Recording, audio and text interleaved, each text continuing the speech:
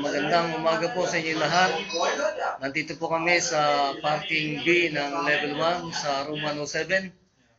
Muli mga kababayan, nandito kami sa parking na panel ng inverter.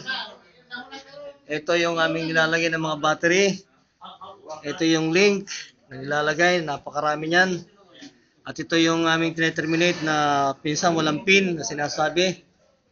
Kinukumpleto namin lahat yan at nililinis, tapos nilalagay mga cable, cable tag. Yan ang aming trabaho. Minsan may mga naka-energize ha. Ayan. At ito yung termination group. Si Asis. Tinitira nila. Yung mga tropa. Yan po ang aking mga kasama. Si Carods yung kanyang ginagawa. Itong mga tag na to.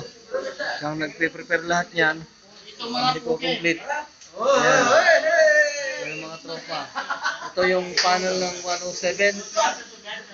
Ito, pagka ito'y meron na nito, CPA, SAT, tsaka SCAT, okay na to.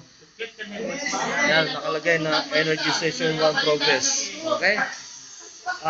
Yan o ang aking balita, ang aking reporter's notebook. Ito po si Mac Bilda, nag-report para sa GMA2. Ito po sa